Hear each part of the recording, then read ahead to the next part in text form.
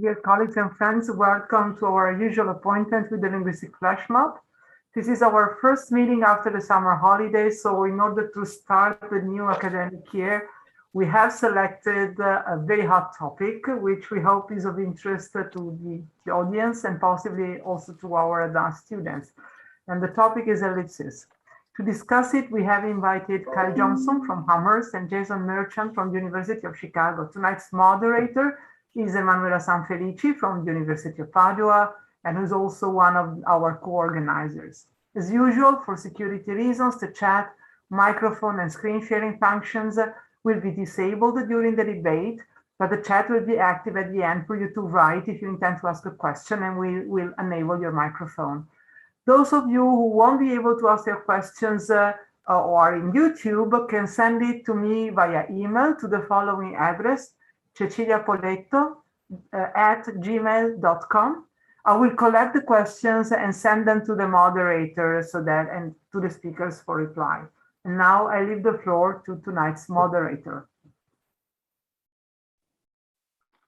Hi everyone, welcome to this flash mob. I am very happy to introduce to introduce the speaker and the topic. Ellipsis has been actually investigated in various studies, actually quite a lot of studies, especially in the last decades.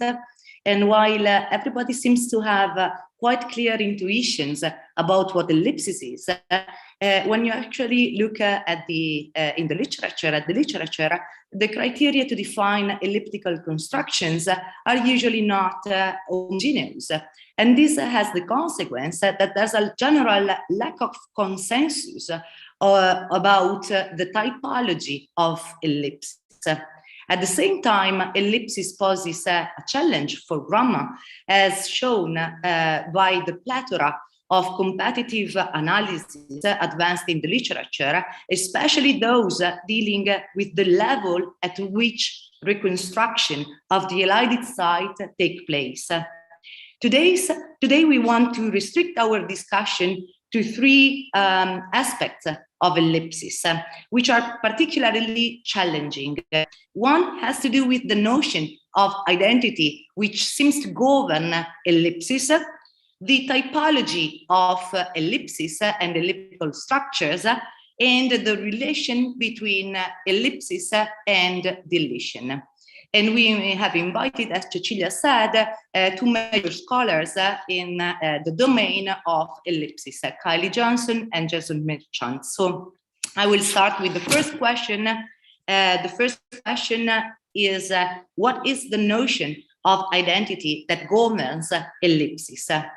So Kyle, if you want to share, there's actually an handout which you can actually find in the chat, both one handout from Kyle Johnson and the PDF of the slides from Jason Merchant. Please. Thank you for inviting me. You know, many of us are deprived of the chance to travel in recent years, and I've been deprived of the chance to visit Italy. I'm very glad that I can visit on this occasion. I may not be able to see the country, but I can see the best part of it, which is the Italians. So I'm not sure I can seem to have lost the ability to share the screen. Ah, there it is. I have a handout here, and yeah, and I'll try and grow this handout. What I thought I'd do by way of answering the first question, my answer is this one. We just wait for Jason to deliver an answer. But I thought what I would do as kind of an exercise is sketch a program that Chris Tancredi laid out in answering this question, which I think comes close to being successful. And I think it's surprising how close it comes. And because it comes so close, I think we should pay attention to that. And the Tancredi idea is that the identity conditions on ellipsis are just exactly the same as the identity conditions on deaccenting.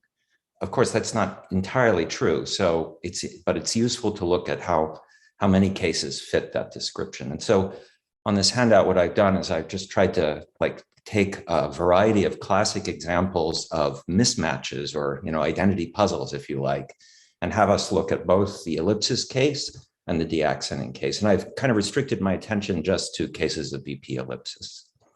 The identity conditions on deaccenting are, the intuition is very sort of simple. It goes back to Jackendorf, and that's that what happens when you deaccent a string in your sentence is you're repeating something that has already been said or has already been communicated. And just so that we have something kind of formal or definite to look at, I'll express that idea, which is in what one says, with a means of doing that derives from Jackendorf's work, but I got from Ruth's dissertation, and that's what A is. So kind of like a puzzle with deaccenting is that the strings that can be deaccented don't form constituents. So the idea about the condition has to be that you take some constituent that contains the deaccented string and you find an antecedent for it. And A names a recipe for that. So you find some phrase that contains the deaccented string, and that phrase has to be the same as some other phrase, modulo the focus marked things. The focus marked things can be replaced with things of the same type. Yeah, so that's the idea.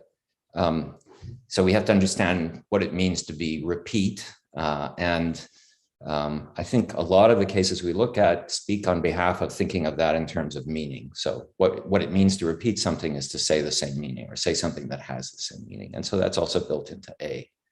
Okay, so that's the idea. And now I'm just going to look at a few cases. I have like a number of them here, more than I can really go through, but just a few cases. So kind of a vanilla boring cases in 2. Eat natto can be deaccented here, and it can be elided as well. I've marked the 2 phrases that are in the deaccenting relationship. And we can see that if you put focus mark on Mary, then one of its focus alternatives is Sally can eat natto. That comes by just replacing Mary with Sally. And that, of course, has the same meaning as the antecedent. Yep, that's sort of how this works. If someone cannot see my handout because it's too small, let me know. Yeah, as Jason pointed out in his book, this captures immediately something that's known as vehicle change. That's the case in 4. So it is possible here, Sally likes Sam's idea, and he does too, to have Sam and he co-referent. We should expect that to be ungrammatical if what the identity condition requires is Sam in the ellipsis site. But the accenting doesn't, as we can see from B. And the conditions work in this case. If we replace he with Sally, that's a focus alternative for the second clause, and we understand his to be the same as Sam, then we get the meanings we want here. Yeah. So this idea captures all those cases of vehicle change as well.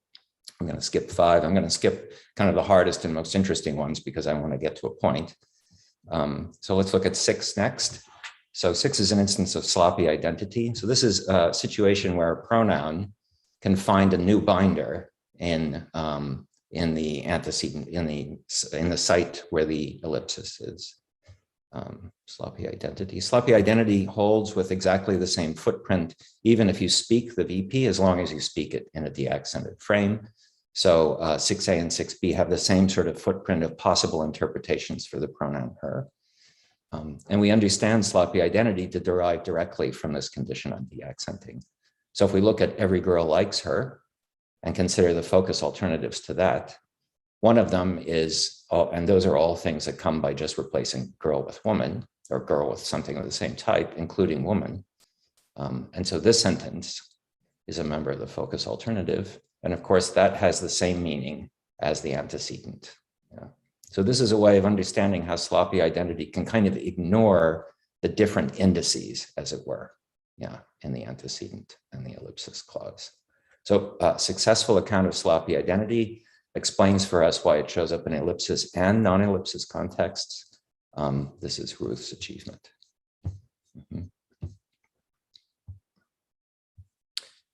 Sort of special case of sloppy identity arises when we have scope taking terms in the antecedent and in the clause that contains the ellipsis. And an observation there, and this goes back to Williams and Sogg, is that the scope taking term has to have the same scope relative to the rest of the information in the two clauses that are in this relationship. And that follows too exactly from this view of deaccenting.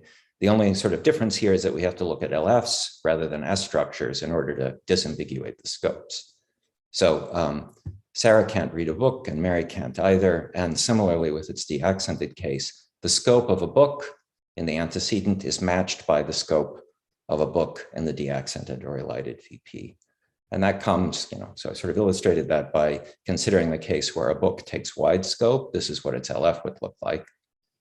And that will match, those meanings will match if a book takes wide scope in both clauses, but it won't match if it doesn't. And that's how we get scope parallelism. Yeah, so success there as well. So what's happened in going to 8 is that we've seen that we have to look at clauses that are LFs, not S structures, to match these conditions.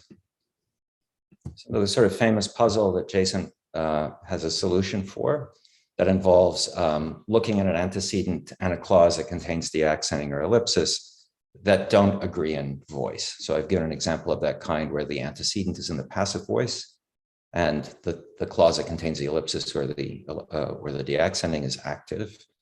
And Jason's idea is to sort of just extend what we did for the scope parallelism case to these cases. So we look here not at the full clauses, but instead we compare the two VPs that are involved. And so we have to rely on a syntax that can separate out the verb and its object from the material that makes it active or passive. These two things will have the same meaning, and so meet this condition on deaccenting, just in case the objects refer to the same thing, and they must in these examples and ones like it. This makes sort of an interesting prediction. Jason's idea makes sort of an interesting prediction here, which is that if you do something to force the two things that are in this antecedent anaphor relationship to include the material that distinguishes active from passive, this will fail. That is, you'll lose the antecedent condition. They will no longer be the same. And we can do that by simply putting something inside this VP that needs to be bound outside it. In those circumstances, we'll be invoking the conditions on sloppy identity, and the conditions on sloppy identity will require the variable that's bound and the thing binding it to be in the clause whose meanings are being matched. Yeah. And that prediction, I think, is generally confirmed. So I've given an example here. If you make a subject bind something in the VP, and then try and deaccent a VP that matches that in meaning but differs in voice, the result is ungrammatical. And that's because that's predicted on Jason's view, because now you have to compare the full two clauses because those are the only things that contain the binder. So Jason talks about this effect, though he just looks at the cases involving questions, and those belong to a different class of ellipses. So success here too from these examples for this way of thinking about the antecedent conditions. Yeah, and I just want to mention two more things and then I'll move off the successes, because it's the failures that we can have a fight about. So one is that it captures cases of so-called co-binding. So these are cases where the antecedent and the deaccented or elided phrase contain variables that are bound by the same thing outside of them. Yeah. So in Sally visited every man after Holly did, this every man is taking scope wide enough to bind a variable in the ellipsis, as well as the trace it leaves in the antecedent. Yeah. These ellipsis cases match those that involve deaccenting. Here we have to speak the variable as a pronoun, and the condition works. So if we just look at this tree and kind of plug through how the recipe goes, we'll find that the condition works. Here, what's important is understanding that having the same meaning holds just in case we consider where these two things are getting their meaning. They're getting their meaning in the scope of this quantifier. We can capture these cases too then. And a kind of special case of scope parallelism or sloppy involves instances where there's a variable in the antecedent and a variable that matches it in the elided or deaccented phrase that are bound by different things. Yeah. So this case is just a kind of special instance of sloppy identity involving traces that are created by movement. Yeah. In all of these cases, we get a match. And many predictions from this theory arise too. So for instance, in the rebinding examples, the only way you can get a variable here, the only way of saying the ellipsis here is with a trace, not with a pronoun or anything else. Because of that, we predict that you should get all of those effects that show up whenever you have a trace, including island effects, and we do in these contexts. And that's a discovery of Isabelle Aik. Okay. So this is a very successful theory. Every time you have an elided VP anyway, you can find a matching deaccented string in all of these instances. I've kind of tripped through a bunch of really hard cases and just, you know, my hope being that Jason will, this is where Jason and I can fight later if we wish to. But this sort of illustrates the general success of this theory. Yeah. There are some problems for the deaccenting theory, and there are some problems for the thesis that the identity conditions for ellipses are just those that are found in deaccenting. So let me walk you through those. The deaccenting theory doesn't explain why, when you have sloppy identity, the pronouns genders can not be the same. Yeah. So cases like every woman likes her work and every man likes his work too, those work fine, and so does the elided version of that with the pronouns being bound. Yeah. So somehow we have to ignore the meaning of those features. And one thought, there are several such thoughts, but one thought, one that captures both the deaccenting and the ellipsis case, is that the meaning of the features on pronouns is kind of special. It's a meaning that's presuppositional. It's not part of the main assertion. And so maybe what we're looking for when we look at identity conditions is just what's being asserted by the sentences that are being matched, not the presuppositions they rely on. That would allow these two to vary. This is more or less Pseudo's idea. Then there are examples like those in problem 2 here, where we find strings that can deaccent successfully but can't elide. So one such is, Mary will call him a good syntactician, and then Sally praised him. Yeah. Praised him can be deaccented here, but it can't be elided. So there's no elided version of this. 15b is ungrammatical. So these are sort of the famous examples of where deaccenting and ellipsis differ. And I think all of these counterexamples are trapped in the same place, or at least Chris Tancredi did. And that place is a place where the theory for deaccenting I gave you fails, in fact. Yeah, so these are cases where praise him doesn't have the same meaning as called him a good syntactician. And so what we need to do is understand how to weaken that notion of being the same so that it doesn't have to be exactly the same meaning. And then we need to understand why that weakening shows up when you say the words, but not when you elide them. And there's two kind of leading ideas about that. One is Jason, and one is Chris Tancredi's, and Danny Fox has sort of followed up on it. But that would be the avenue, I think, that rescues the idea. Okay. Yeah. And another sort of problem is that there are examples, and these are made famous by Sandy Chung, where, I mean, I think here's a fair way of describing what these examples all show us. There are examples where something whose meaning is not determinate, maybe it doesn't have a meaning, can't be elided.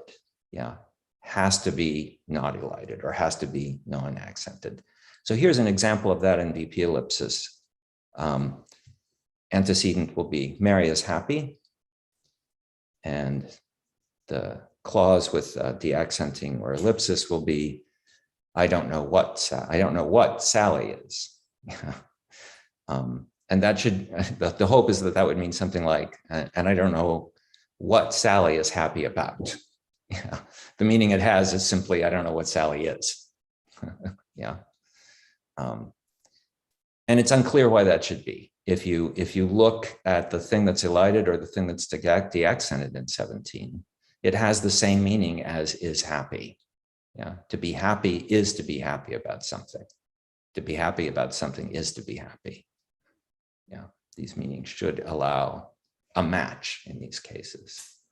And yet they don't. Yeah. So that's sort of an interesting problem.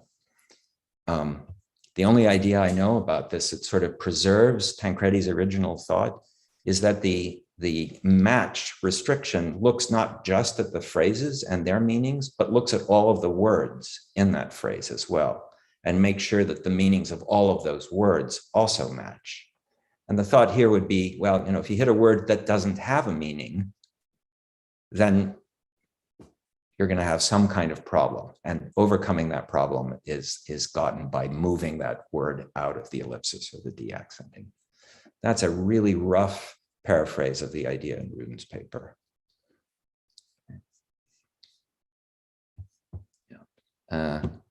I have one last problem here, but I think I've taken enough time.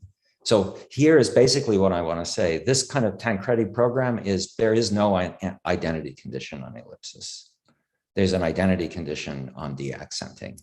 What ellipsis does is it imposes a restriction that what you can fail to speak has to be a phrase. That's not a restriction that deaccenting has. And in the examples I've illustrated here, that phrase is always a VP or little VP. That's my answer. Thank you very much. Then I leave the floor to Jason Merchant. Thanks. So let me share my slides. Thanks. So I agree, of course, with everything Kyle just said. I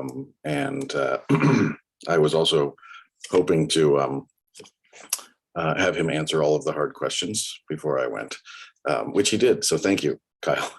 And he framed it very nicely, because he said we have a successful theory that still has some problems. So I want to talk a little bit, because of the order here, I'll jump to the end of my handout in a second, but I wanted to just talk a little bit about what we're doing here and why we're doing it, why it's important, and then get into the details as Kyle already set up for us. So these flash mobs were framed as battles, and I tried to think of what battle this was from history. And so I thought of Salamis, which is the famous battle between the Greeks and the Persians that saved the Greek city-states from occupation and subjugation by the imperial aspirations of Xerxes and the other Persian emperors and conquerors. It's well known in history, and sometimes, let's see if I can, yeah. That's the question. Which battle are we engaged in? I thought of Thermopylae, Salamis, Yorktown, Austerlitz, Waterloo, etc. These are all very well-known battles, but the problem with all of these parallels is that I couldn't find any battle where the combatants met on the field and discovered that they agreed with each other, and they laid down their weapons and just went to march off against some third enemy. I'm sure there are. I'm not that great of a historian, so that would be the parallel here, that Kyle and I are in fact, I don't know, the Spartans and the Athenians before the Peloponnesian War. Going off to find some third enemy. So let me say a couple of words about why I think it's important to study these things, and what ellipsis can tell, the working linguist / syntactician who may not be interested in the details yet. So I think it's important because it gives us a way of looking at what's in our syntax. In particular, it gives us a way of distinguishing between two ideas about what syntax looks like. One is that there's some kind of surfacism. Syntax is a theory of the words and their parts and phrase markers and groups of words, as well as the relations among them.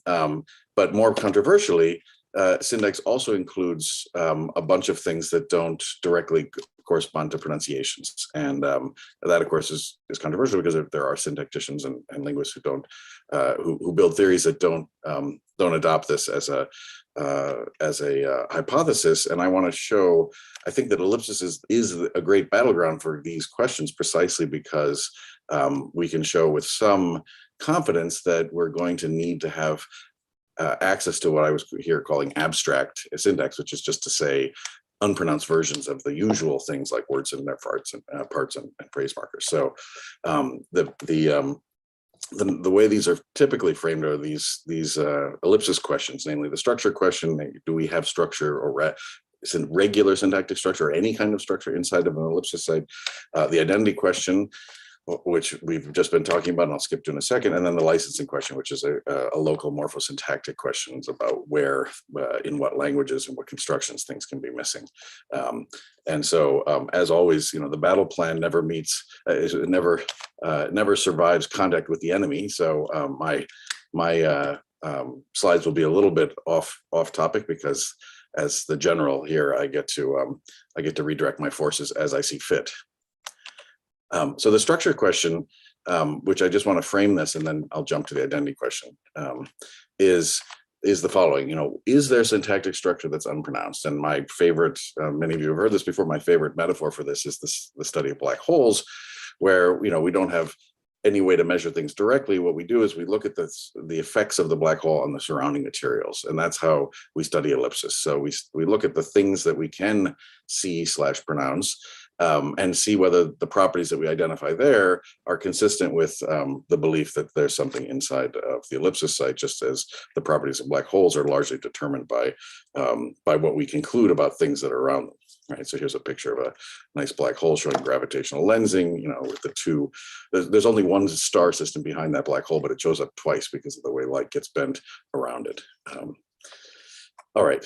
So before I delve into the structure question, which I think we'll come back to, I'm going to jump ahead to the very last section and talk about and pick up right where Kyle left off, which is in the identity question. So Kyle asked, what's the answer? Well, I completely agree. I think that probably the most important work in the last 50 years in generative syntax on ellipsis is Tancredi's dissertation, where he really showed that we were asking the wrong questions, or rather that we were asking a very narrow version of those questions, and that the proper answer was to be found in the conditions on focus and deaccenting, and ellipsis being just a limiting case of those.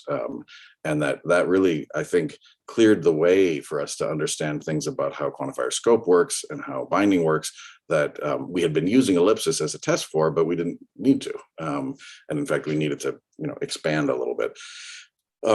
He also, I think, and Ruth picked up on that too, Ruth really proposed a version of the ellipsis identity conditions that were based on, as Kyle just said, on focus structures. But Ruth wasn't completely able to successfully eliminate a structural identity condition. He adopted Fiengo and Mays. It was just an LF condition.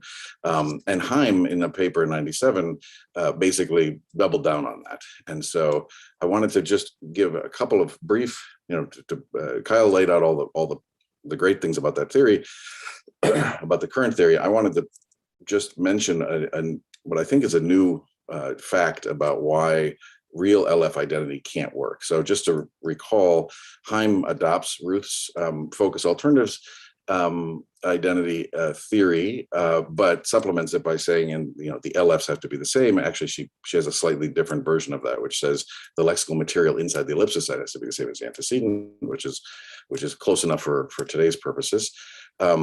The problem with this comes when you look at the intersection between ellipsis and things like 47, so passives of intentional transitives and reconstructed scope under modals, et cetera.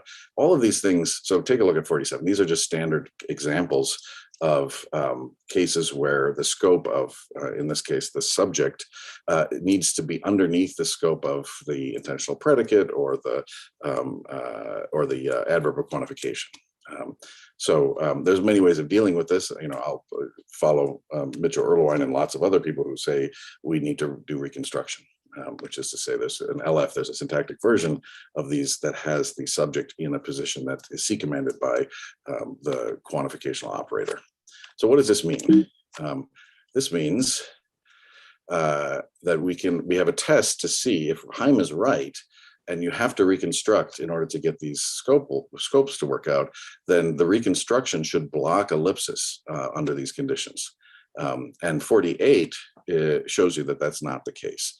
So you can say things like a unicorn was hoped for and a dragon was too, or raspberries were easily found and strawberries were too, or to stay, sorry, to stay with our Greek metaphors, a kore wasn't often stationed in such a temple, a kudos wasn't either, right? These statues. This is not a sentence about a particular kore statue or kudos statue. This is a statement, a general statement about temples, and saying that these kinds of statues are not found typically in those. Well, that makes perfect sense if we just do reconstruction, but that reconstruction would in fact block, as you can see, would block ellipsis under Heim's condition. So in 49, we have a unicorn was hoped for, and a dragon was too. 51, a kore wasn't often stationed in such a temple, and a kudos wasn't either, right? The reconstructed versions of these get the scopes right. That's the meanings of these sentences. But what's crucial, what I want to suggest, and Kyle set it up perfectly, is that the crucial thing here is that these things are in focus. What gets reconstructed is in fact in focus itself. And we should be able to, we know for other purposes that we can ignore those or rather replace them with an alternative. And we need to be able to do that in these cases too, whether or not it's reconstructed. The only difference here is that we're reconstructing the focused element, but we already have built a theory that allows us to look at the focus alternatives of something and ignore the fact, in fact, the focus alternative theory has nothing to say about whether or not it's inside or outside the ellipsis site. We saw lots of, Kyle just showed us cases where it was outside the ellipsis site. These just show that it's also possible inside the ellipsis site. And so that's consistent with some version of Ruth's identity condition, which is very much just like what Kyle showed us, which is that the antecedent has to be an element of the focus alternative set of the focused of the elided clause, and vice versa. So this is a sufficient condition. Sorry, this is a necessary condition, as you can see in 54, not a sufficient one, because there's other conditions on ellipsis as well. So that's the answer to the elided that's my answer to the identity question. Picking up on where Kyle left off, and I'll turn it back over to you and come back to the structure question afterwards. Thank you very much. So then let's move to the second question, namely, how many types of ellipses are there? And then Jenny. And I think, Jason, you go first this time. This is an attempt to make it so that we weather similarly through the battle. All right. All right. Let me go back to my. So, how many types of ellipses? I answered a slightly different question. I think it's a hard question. We would spend a lot of time in identifying what we meant by that, by ellipses. So what I did was I went to. Sorry, I can find it. Second here. No, I lost my. Here it is. Right there. So there are lots of different answers to this in the literature, and going back to the 70s, when Ross and others were sort of beginning to build out a typology, looking at things like gapping and BP ellipsis. And I mean, Saag's dissertation is often, we remember it very well for the BP ellipsis part, but half of it was about gapping. And at the time, there was no particular reason to separate these things. We assumed that any theory that we could build would do a good job of handling everything. And really, I have to say, on a personal note, the whole reason I got into, one of the main reasons I got into working on ellipsis was because of Kyle's just beautiful work in the 90s around gapping. There was just the clarity of presentation of the empirical facts, and the analysis was just said, this is obviously the best place to be in linguistics. So I never looked back. There's been lots of typologies that have been proposed over the years. I picked one here from a paper by Kemsin Khan, Gregoro Michalaki, and Hadzi Kyriakidis, mostly because I wanted to be able to pronounce those last two names. But it's a short paper in theoretical linguistics, which is a journal that has a framing paper followed by a bunch of responses, followed by a response by the authors. And so this issue of Manfred Krifke's journal had this paper by Kemsin et al. That talked about why we should have a bunch of different types of ellipsis, and used it as an argument against the kinds of theories that Kyle and I have just been talking about. Which I wanted to point out, and I did in a response there with Greg Cobley, that just misses the mark entirely, because nobody ever claimed that it's all the same. In fact, I think anybody who's looked at seriously at all sorts of fragments and other things that go under the elliptical banner will immediately say, well, these things are not the same, right? Left edge deletions, right edge deletions. This is their breakdown. They talk about the particular cases, fragment, predicates, questions, answers, etc. The typology that's imposed here is mine. So I think bare fragments are one thing. There's no particular reason to believe there's ellipsis there. I think fragment answers are different. These in 6, I think these things involve ellipsis of constituents, the kinds that we're mostly interested in today. And then we have these things like script-based fragments, where you just have little pieces of words literally from a script. Now, scripts can be memorized quickly, and you can pull out words. That's a meta linguistic use of linguistic material, but it's no different from an actor memorizing a line and starting the line on the third word, reciting a poem every other word. It's a trick. It doesn't tell us much about the underlying linguistic system, other than that we can access it to manipulate it in those kind of ways. But it doesn't mean that we're talking about the same kinds of conditions on ellipsis. Anything can be elided from a script, because after all, it's a script, and it has to be, in order for it to work, both participants have to know the script. That's all. So I think I'm not going to say much more about them, because there's not a lot of literature on them. There's not much to say about them. The philosophers like Rob Stainton have talked a lot about some of their conditions on their use, which is very interesting literature. The conditions on their form are fairly simple. There's not much to say. Labels have a certain form. They tend to be in the nominative case or the absolutive case in ergative languages. There's some things that are highly conventionalized. Right. So in Holland, when you answer the phone rings. In the old days, people used to answer phones, and you pick it up and you'd say met Jason, and you'd use this preposition met at the beginning, because it meant, u spreekt met Jason. You are speaking with Jason. That was just the polite way to answer the phone. Now, nobody who doesn't know Dutch or doesn't know the script for answering phones would know what the heck's going on there, but that's fine. That doesn't tell us that we have a general theory of ellipsis that needs to explain why you can elide you are speaking with, or rather you are speaking. In that context, we just need to know that there's a script that people in Holland used to learn, and they apply it there. Same thing for ordering and going into taxis and the rest of it. So I think the typological question is really fascinating, but I don't think that I don't think that we should have any presumption of uniformity across all the space of things that in the history of linguistics have been called ellipsis. I'll turn it back to Kyle there, or to Emanuela. And Kyle?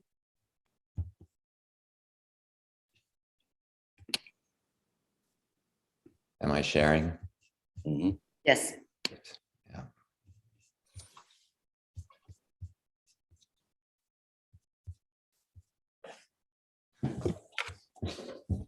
You fight dirty, Jason, with your compliments and everything.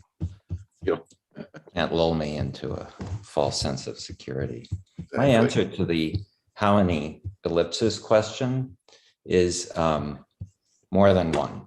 Yeah, that's my answer. And everything Jason said, I'm going to just repeat, really. So Jason sort of emphasized that you can't look at cases where you get information from a string of words that goes beyond the string of words. Not, like every time you see a situation like that, you'd be making a mistake to say that you're seeing the same thing. Yeah, that's sort of the, right. I think that's an important point to make. So, if you've decided prior to your theorizing, to your categorizing of nature, that you're just going to use the word ellipsis for all of those phenomena, you're doing something different than what we're doing. That's what I would say, yeah. However, there is a kind of tradition with respect to a particular class of such cases. All of these are cases where some maximal projection probably has gone missing. So you can parse what's gone missing, yeah. And those cases can be distinguished by virtue of where they show up. Yeah, so let me just talk a little bit about using that idea for individuating the ellipses. If, you know, as soon as we can individuate these things, then we can start counting them. Yeah, so that I don't think we know how to individuate them yet, and that is going to be the point. So there's this tradition, kind of just historical tradition, that says that we've got, you know, something like these, 5 types. Yeah, VP ellipsis and P ellipsis, sluicing, gapping, and fragments. So here I'm thinking about fragments to answers the thing that Jason taught us about. Yeah, what makes these different is what elides. Yeah, what kind of phrase elides, BP in one case, NP in another, and where those phrases are. Yeah. So one thought, you know, kind of common in the ellipsis literature is that these are all the same. These are all the same thing. We give these different names, you know, in the same way that we might call Venus the evening star and the morning star. There's nothing more to these names than that. They're all the same object. They're just found in different places. You know, you discover them either in the morning or the evening. And so the business of our, you know, the syntax here that we need to do is figure out what licenses these ellipses. What are the conditions that allow these phrases and no others to elide? And moreover, phrases of this kind, but in these very particular positions. So that's a familiar sort of theory or way of thinking about dividing the world up. I date that from Karen Zagona's work and her student Anne Lobeck's work. The current sort of most popular way of thinking about that is, again, like most of the most popular ways of thinking about that, found in Jason Merchant's book. So here's one way we might think about individuating ellipses. These are all the same thing. And our theory about where they show up cross-linguistically and inside a language is a theory of licensors for these. But the ellipsis is the same thing in all of these examples. I want to suggest that that's the wrong way of thinking, though. Yeah, so this is going to be the point of my answer here. This isn't how we individuate anaphors otherwise. Yeah, the way we know a reflexive is different from a pronoun. Well, I mean, reflexives and pronouns cheat a bit because we can see them and they look different. So that's very helpful. Ellipses all look the same, so we can't look at them and see that they're different. But another way we individuate, or we know that pronouns and reflexives are different, is because their antecedent conditions are different. They find their antecedents under different conditions. And what it means to be the antecedent for a reflexive is a different thing than what it means to be an antecedent for a personal pronoun. Reflexives are bound variables always, personal pronouns needn't be. Yeah. So those are the criteria that we use when we look at anaphors of other sorts, and we're aided, of course, by the fact that they look different. If we use those criteria for individuating ellipses, I think kind of a different world presents itself. So there are, you know, so like, as Jason said, Sog thought, and it's a reasonable thought, it's a currently a good thought too, that gapping and VP ellipsis are the same thing. They're the same ellipses. But as it happens, the antecedent for a gap can't be in the range of places that an antecedent for a VP can be. And that difference has never been understood. So the antecedent for an elided VP can be embedded relative to the elided VP, but that's not true for a gap. And that's what's responsible for this contrast in 26 and 27. Yeah. To me, this is just like the difference between a reflexive and a pronoun with regard to where the antecedents can be.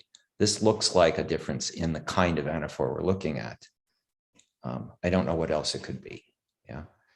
And in addition to that, there's semantic differences about what it means to be an ellipsis or an anaphor of a certain kind. So, for instance, if you look at VP ellipsis and compare it to fragment answers to questions, you find a difference in, 28 is illustrating something else, but I'm racing ahead. You find a difference in the meaning, yeah? So consider a fragment. Which students are dancing in the quad? Answer, some Italians. That answer indicates that the Italians you're giving the answer to have to be students. And that's why the continuation is odd here. Yeah, but that's not true for VP ellipsis. And that's shown by this example at the top of the next page. So in answer to the same question, which students are dancing in the quad, you can say some Italians are, and that doesn't require that those Italians be understood as students. And that's why continuing with, but I don't know if they're students, isn't a contradiction in that case. What it means to be, what it means to be a fragment answer and what it means to be an elided VP with regard to the antecedent seems different in these cases. That suggests to me that we're looking at different anaphors as well. The example in this pair here, the bottom of page 5, is meant to indicate that the same thing is true for sluicing. Sluicing behaves like fragment answers and not like VP ellipsis. In inheriting, the ellipsis inherits some information that's found in the antecedent that isn't found in VP ellipsis. So short answer, point. If you decide to individuate ellipses by virtue of the meanings involved and by virtue of the syntactic requirements imposed on their antecedents, I don't think we're looking at the same ellipses across my list of 5. I think we've got at least 2. Thank you. Thank you very much. Very clear. Then let's move to our last question. What is the relation between ellipsis and addition? And the first is Kylie and then Jason.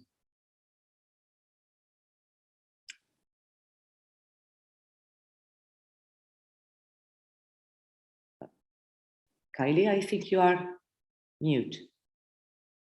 You should unmute yourself. There, done.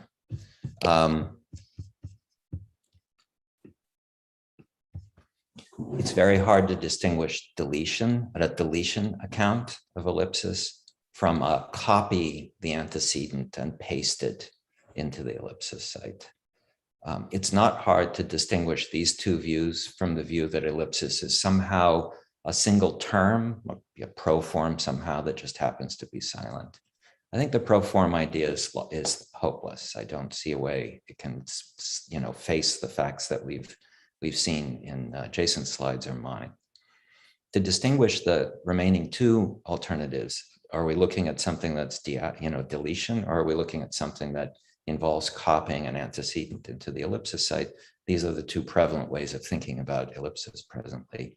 I don't know how to distinguish them, except if you have a good theory of islands, and that theory tells you that in examples where islands are invoked, you must have a derivation. So if islands come by way of derivations and not relations between 2 terms, then I think the fact that we get island conditions in 13 suggests that the moved item that binds the trace in the ellipsis site or in the deaccented string must have moved from that position derivationally. Yeah. So if you look at this example, who will Sarah visit? Who will you meet the person that she must? Yeah. There's an island in this second case. If that came about by base generating who in the position you speak it and copying visit plus trace in the ellipsis site, you'd have to say that islands are not created by moving things.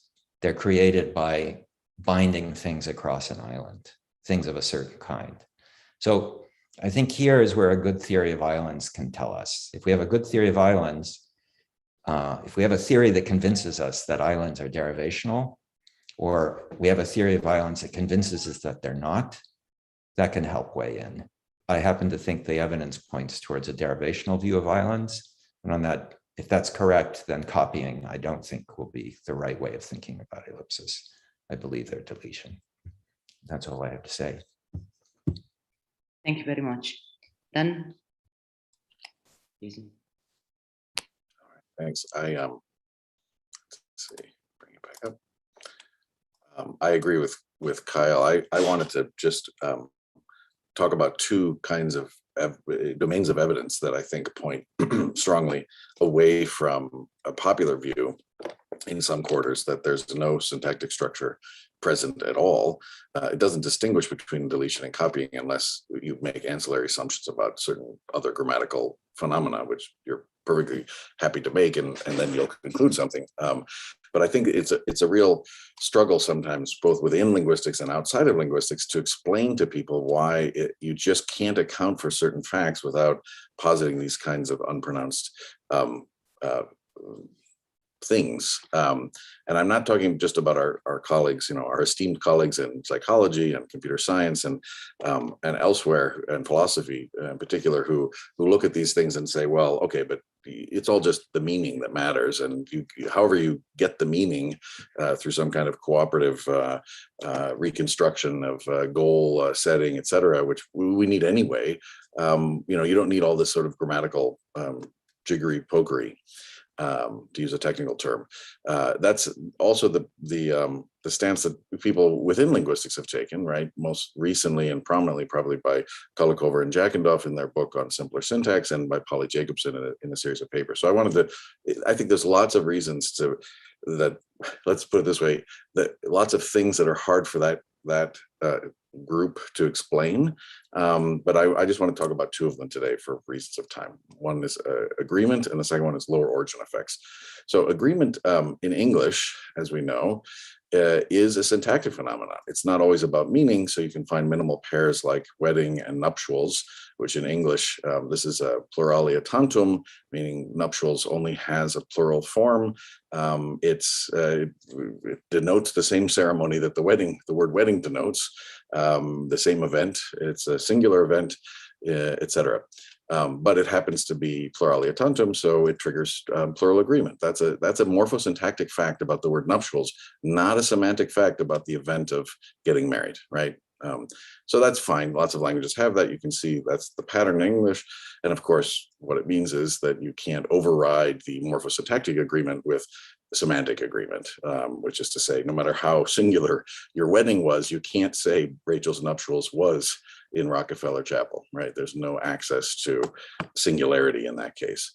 Well, the argument from ellipsis is very simple. It just says, look, if you do nominal ellipsis on these words, you find that the syntactic properties of agreement are still present, even when the word itself is not. So Beth's wedding was in Bond Chapel, Beth's nuptials were in Bond Chapel, and Rachel's were in Rockefeller. So this is the crucial example, the second clause of 20. Rachel's what were in Rockefeller Chapel? Well, because nuptials is the antecedent here, nuptials is plural, and we get a plural agreement on the verb.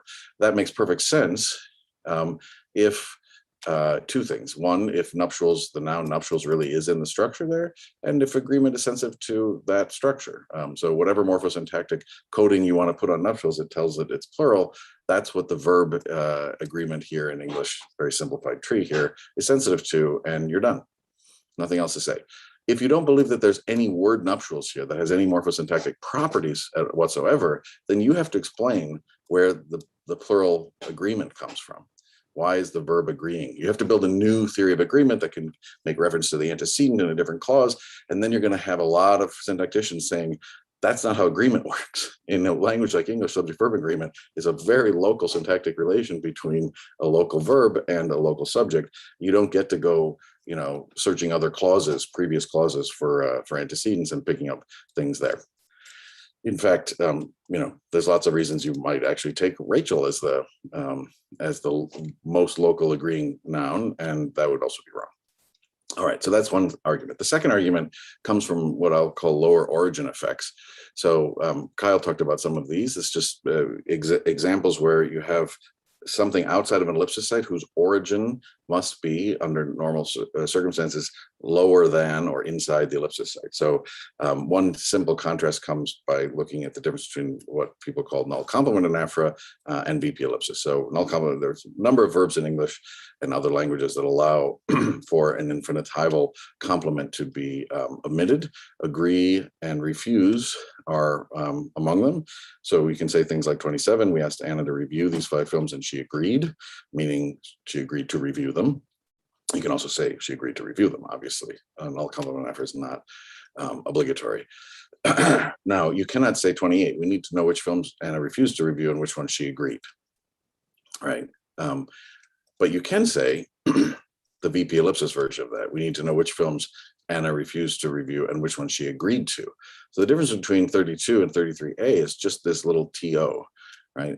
But that's a very big difference because 32 involves null compound anaphora. There's no evidence that there's actual syntactic structure inside there, versus, although Idan is here, so maybe he'll take issue with that. Maybe there are some cases where there is. In any case, you can't extract from it.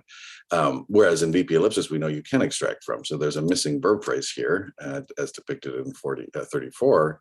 And you're just extracting the object of the unpronounced verb review, which is inside a verb phrase, which itself is subject to deletion. So, or ellipsis, I should say, more neutrally, right? And that explains the contrast between null compound anaphora, attempted extraction from a null compound anaphora site and extraction from VP ellipsis site, if VP ellipsis has the kinds of normal syntactic structure we want. So that's 34. We get other types of, we just saw phrasal movement out of an ellipsis site. There's also head movement out of the ellipsis site in McCloskey's and Gribanova's and others analyses of these types of cases, although again, there's been some recent reanalysis by Idan that's the subject of lots of interesting debates. I wanted to end with just one other case of a phrasal movement, and that comes from L selection, lexical selection. So as Pazetsky pointed out, L selection is arbitrary. You cannot predict based on meaning which preposition goes with which verb. So you get, in English, you get things like I'm interested in, angry at, proud of, right? There's no semantics of in, at, and of that will predict whether it goes with angry, interested, or proud, right? Those are all psychological predicates. And as anybody who's a second language learner knows of English, these are the hardest things to get. These are not like particle verb constructions, where both pieces contribute equally to the meaning, and second language learners don't mess up on particle verb constructions. They mess up all the time on these L selection things, right? You get all sorts of interference effects because, frankly, the preposition's meaning doesn't matter. And it's just hard to remember which damn preposition is supposed to go with which predicate. It's just arbitrary. So that's captured in lots of ways. People, put selectional features on the predicate and let it select for a head feature or a prepositional phrase itself. There's lots of ways to do that. However you do that, it's clearly not semantic. So why is that relevant? Well, 38, right? You've been staring at the whole time. Abby was clearly addicted. Ben wondered to what? Abby was clearly angry. Ben wondered at what? Abby was clearly dependent. Ben wondered on what? So you get to, at, on. All of those are dependent on the predicate that is in the antecedent.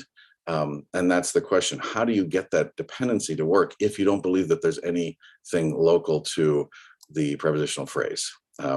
Jacobson, in her language paper, builds a theory that can't account for 39, right? So she has no way to say, if you say, which kids was Abby most angry at, right?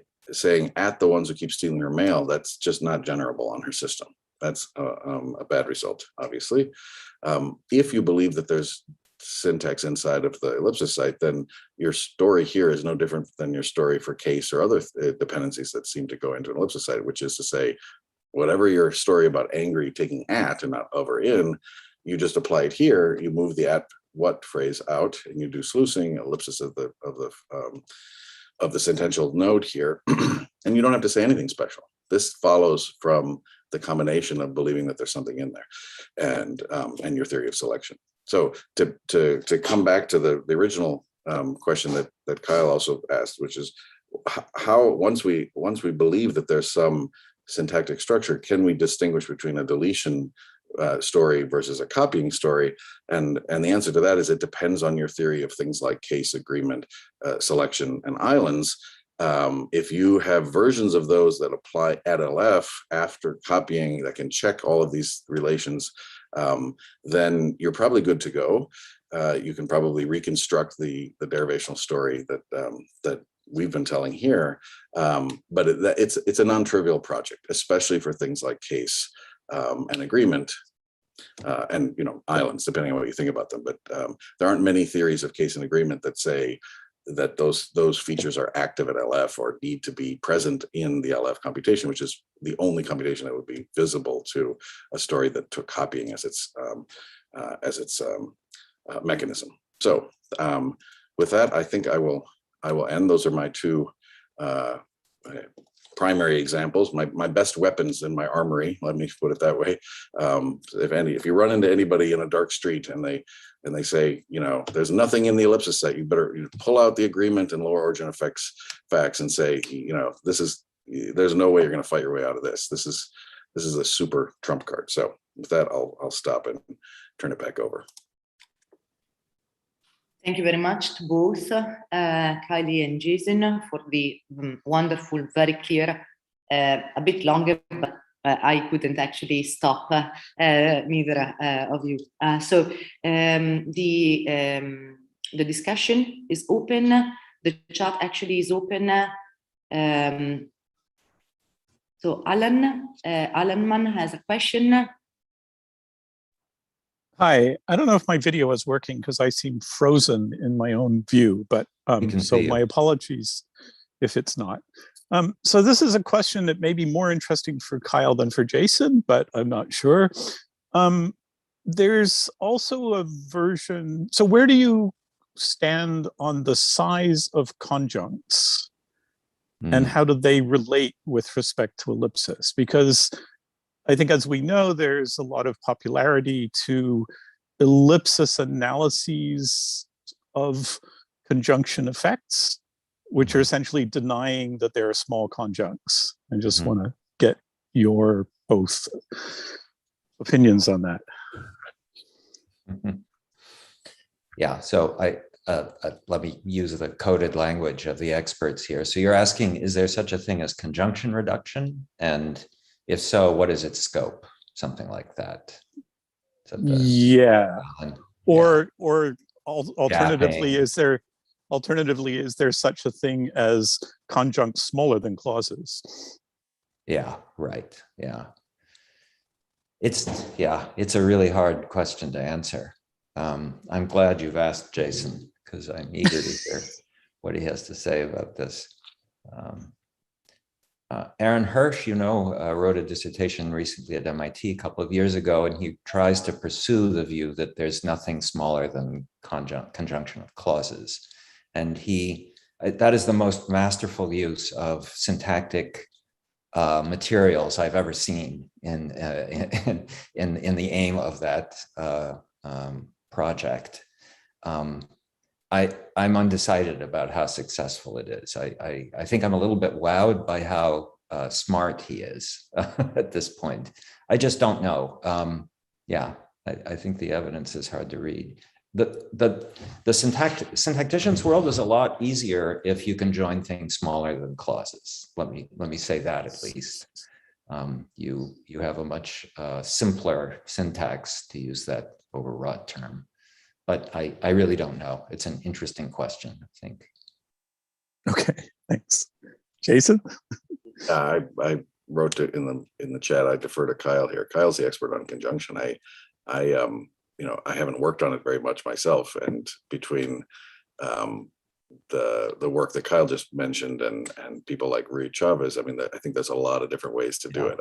I'm thinking Barry Shine argued that it's all, clausal.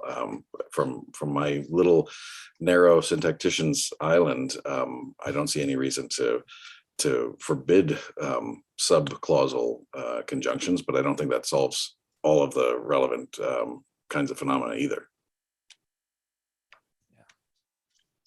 Thanks.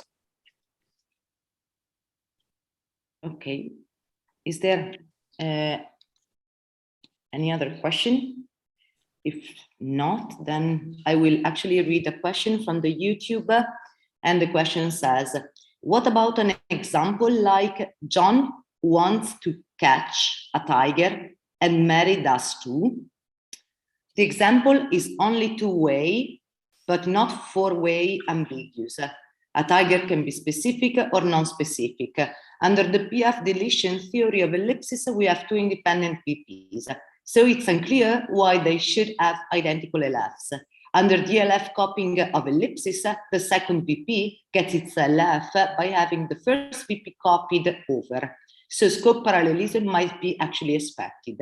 The question is, so what would that be an argument for the LF copying theory of ellipsis over the PF deletion theory? Can I start with an answer? I want to finish answering Alan's question before starting this one. So there is a kind of interesting typological fact, which I think bears on the answer to your question, Alan.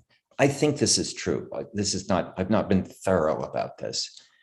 As you know, cross-linguistically, languages vary with regard to what kinds of phrases can be conjoined. So finding languages that conjoin VPs like English does, it's kind of chancy that you'll manage to do that. So far as I know, if a language has conjunction, it has conjunction of clauses. So there's some kind of typological hierarchy there. And that would be understood on the view that all instances of conjunction are conjunction of clauses. So just like a kind of shot across the bow on this. I think that at least that's an interesting, I think it's a fact, and I think it's one that's telling with respect to your question. Do you want to, Jason, take the question from the YouTube?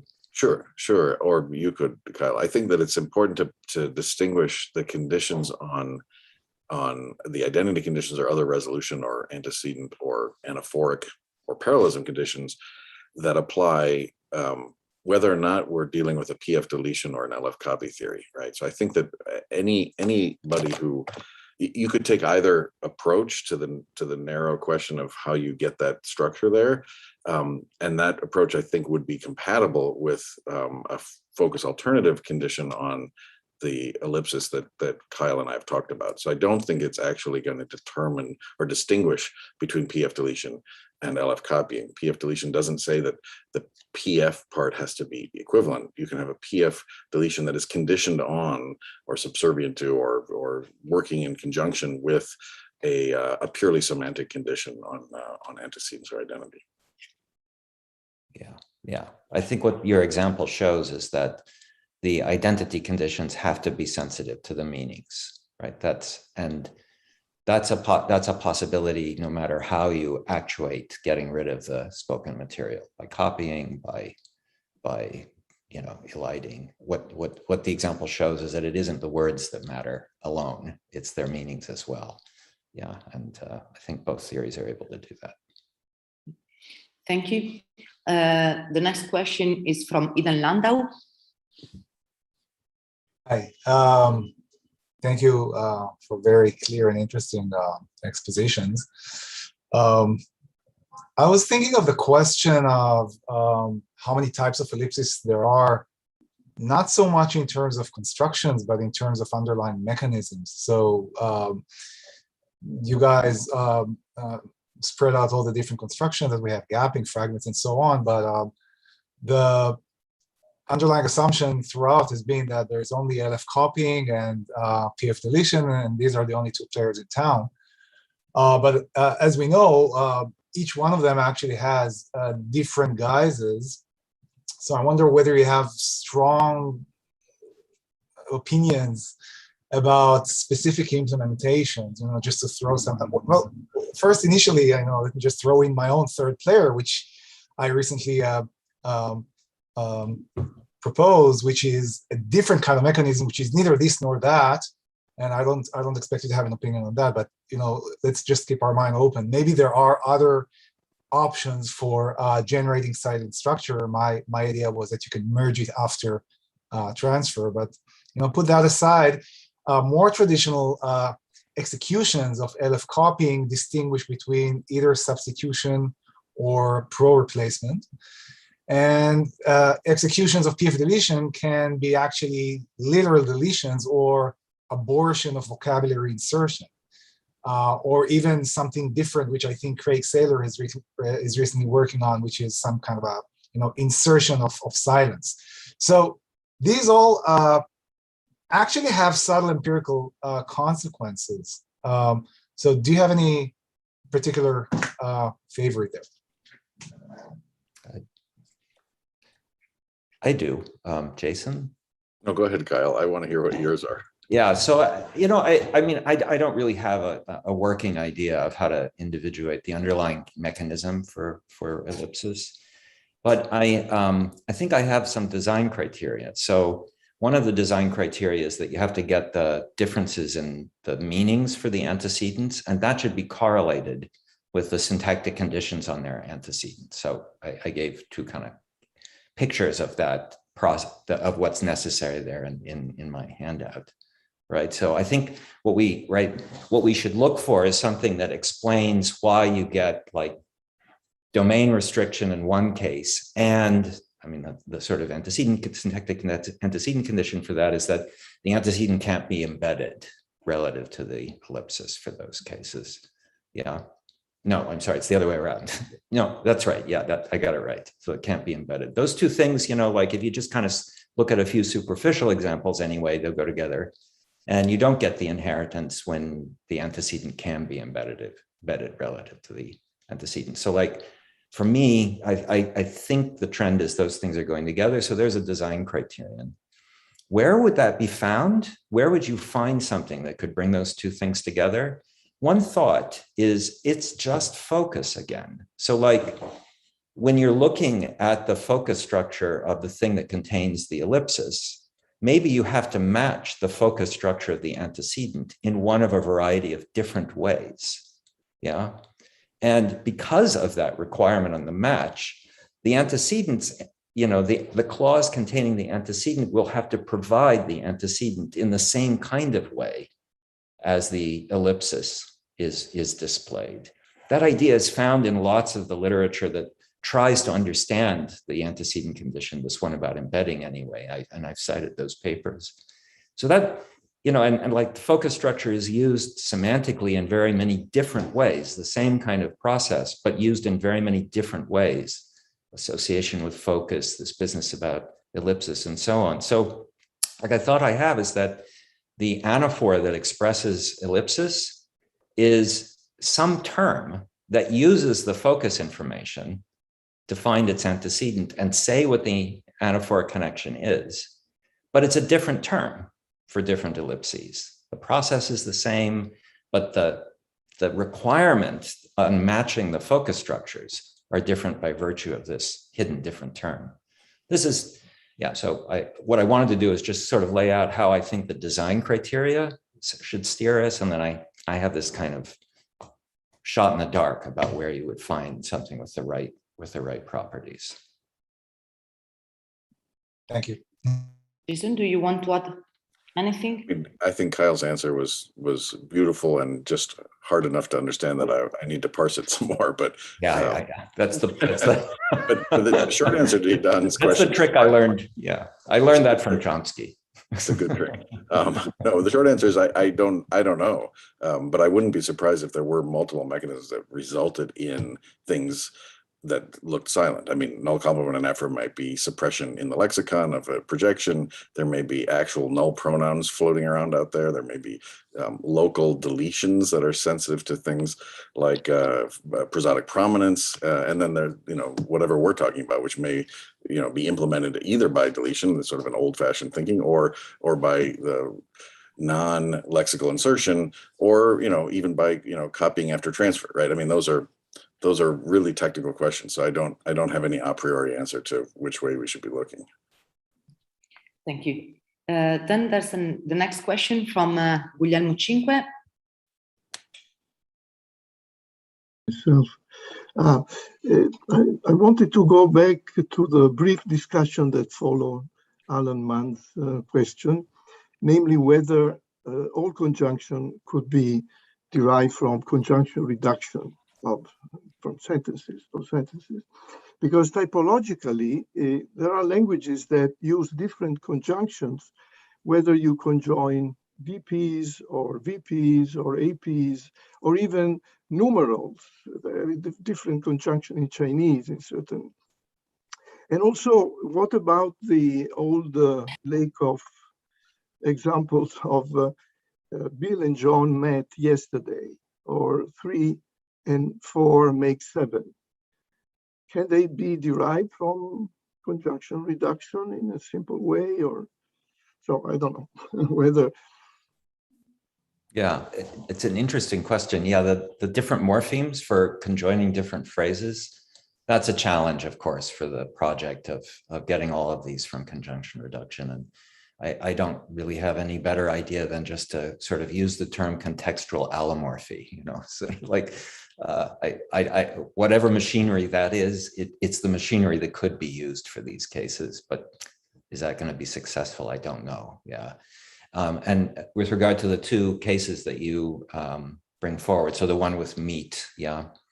Aaron Hirsch does have a way of understanding that case. Is it simple? I wouldn't classify it as simple, but he does have a way of understanding that. And his way of understanding that sort of is where the heart of his argument is. So he has a way of understanding that explains certain properties there. The addition one, I don't know. And actually, yeah, it's a good example. I don't know if I don't remember anyway if he talks about that, and I don't now know how that would work. Yeah.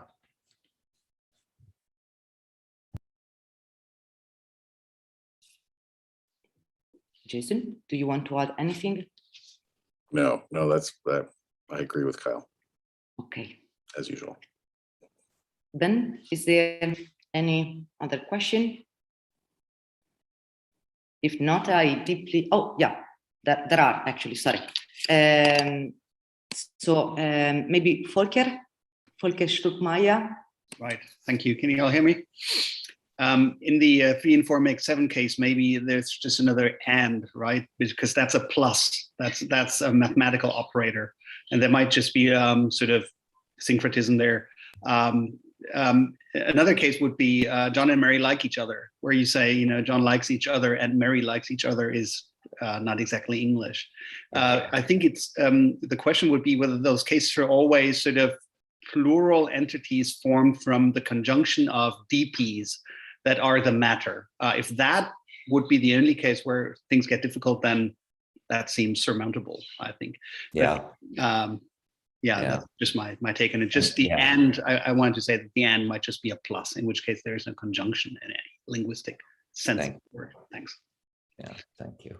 I want to, just because I saw him earlier in this audience, I just want to advertise a recent dissertation that's come out from UCLA by Richard Stockwell, which bears on these issues. And I'd hoped to present some of his material in this talk, but just couldn't get through it fast enough. But a lot of the things we've been talking about, you will find answers and interesting new examples in that dissertation.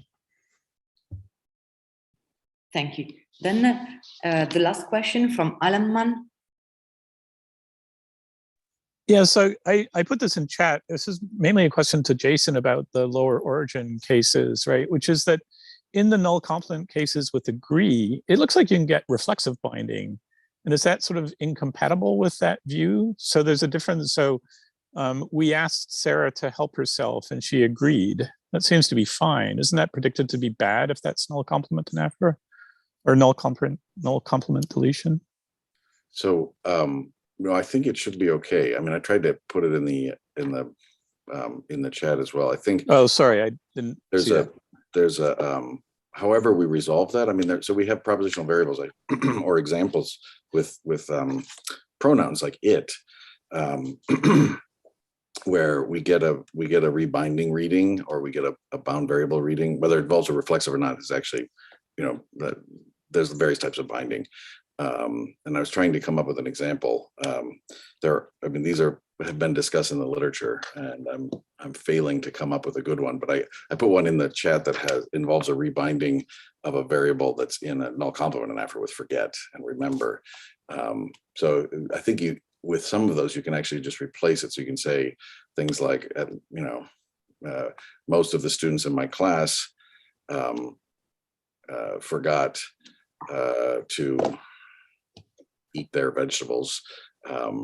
No one remembered it, where it is supposed to mean it's supposed to be the proposition to eat their vegetables or something like that, right? Or to bring their book. Let's make it more plausible. No one remembered it. I didn't want to use a book because I don't want a nominal antecedent for it. I wanted to sort of exclude that. Everybody was supposed to do their best, but people failed to do it, or people, you know, forgot it. I'm trying anyway. I should look it up, but I think that there's not a problem there. I think that any theory of null complement and AFRA, whether it involves unpronounced structure or not, should allow for high type variables or propositional variables that include binding. Polly Jacobson has a bunch of examples like this too. But I guess my larger point then is that those kinds of examples sort of take away from some of the lower origin data, right? Because then if you're allowing that kind of analysis of those things, then you don't have any requirement that there's like binding in the null complement. Oh yeah, I totally agree, which is why I would never use a sloppy identity or a bound variable to make this point. I always use movement examples. Because I mean, and there are people, of course, who believe that movement is just space generated, but then they have to tell us how you get the L selected preposition on the moved element. So I think those are the crucial ones. Okay, thanks. Okay, then the super and really last question from Professor Paul. It's just a remark following up on Guglielmo Cinque's kind of typological thought. And since you mentioned Chinese, I can just not resist the temptation. So it's just on the conjunction phenomena in languages. In fact, that we shouldn't concentrate on and, because I was just trying to apply the debate on, can we only conjoin sentences or can we conjoin other constituents, and can these constituents be reduced or derived from sentences? You don't, and it occurred to me that in Chinese, you don't conjoin sentences by and. So you will not say, Zhang San killed Lisa and, okay, Zhang San went to the park and Lisa went to the park. But what you do is, Zhang San went to the park, Lisa also went to the park, or then you reduce the VP. And you can join VPs with also. So in that respect, if Memo wants a language where you cannot conjoin complete sentences, but where the also conjoins two sentences and also is a VP level adverb, so it's below the subject, inside the TP, then perhaps one can rethink the question of deriving conjunction of non-clauses from full clauses. I don't know what the consequence for the ellipsis debate would be, but perhaps it will just give another view on the problem. Thank you. So then, Kylie, if you want to add something. Thank you. Yeah, my advice to graduate students is never to work on coordination. It's a thing that should be left to someone who's on the exit from their job. That's you have the kind of relaxed, I don't care about my future attitude that's necessary for work on conjunctions. So. Thank you. So thank you very much. I deeply thank the two speakers, and now I leave the floor to Cecilia for the assessment. Well, thank you everybody for being here, for taking the time, especially to our two speakers. You see here the people organizing, so who are helping us with the organization. And our next flash mob will be on the 11th of November on plurals. And we also have another initiative starting, namely the one of the intensive remote school at the end of January. And we will post the link to the website in our next flash mob. So I hope to see you all on the 11th of November on this chat or on YouTube. And thank you, everybody. Bye. And thank you. Thank you. Thank you.